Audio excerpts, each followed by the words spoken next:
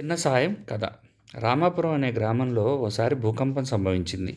ఇళ్ళన్నీ కుప్పకూలిపోవడంతో ప్రజలందరూ ఊరు వదిలి వెళ్ళిపోయారు. అక్కడికి కొన్ని ఎలుకలు వచ్చి ఇక్కడ స్వేచ్ఛగా బతకవచ్చు అని రామాపురంలో స్థిరపడిపోయాయి. మనుషుల బిడద లేకపోవడంతో కొన్ని రోజుల్లోనే ఎలుకల సంఖ్య విపరీతంగా పెరిగిపోయింది. ఒకసారి ఊరి పక్కనే ఉన్న అడవికి నీటి కరువు వచ్చింది. వాగులు వంకలు ఎండిపోయాయి. నీళ్లు దొరక్క జంతువులు విలవిల్లాడాయి. నీటిని వెతుక్కుంటూ ఒక ఏనుగుల గుంపు రామాపురం వైపు వచ్చింది. ఏనుగులు రామాపురంలోకి మంచినీటి చెరువు వైపు వెళ్తుండగా అక్కడ దారిలో ఉన్న ఎన్నో ఎలుకలు వాటి కాళ్ళ కింద పడి నలిగిపోయాయి. అది చూసిన ఎలుకల రాజు ఏనుగుల దగ్గరకు వెళ్ళి, మీరు వేగంగా చెరువు దగ్గరకు వెళ్తూ ఉండగా మా ఆప్తులు మిత్రులు మీ కాళ్ళ కింద పడి నలిగిపోయారు.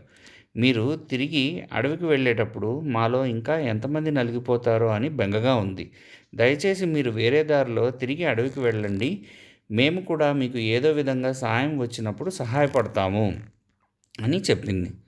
మేము తప్పకుండా వేరే మార్గంలో అడవికి వెళ్తాం. అయితే మీలాంటి చిన్న జంతువుల నుండి మాలాంటి పెద్ద జంతువులు ఏం సహాయము ఆశించవు అన్నాయి ఏనుగులు. అన్నమాట ప్రకారమే వేరే మార్గంలో అడవి చేరుకున్నాయి. కొన్నాళ్ల తర్వాత అడవిలో కొన్ని ఏనుగులు ఒక వేటగాడు వేసిన వలలో చిక్కుకున్నాయి. మిగతా ఏనుగులు ఆ ఏనుగులని ఎలా రక్షించాలో తోచలేదు.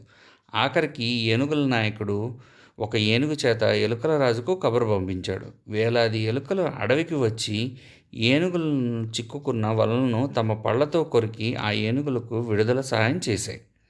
ఎంత చిన్నవారైనా చేయగలిగిన సాయాన్ని తక్కువ అంచనా వేయకూడదు అని తెలుసుకున్నాయి.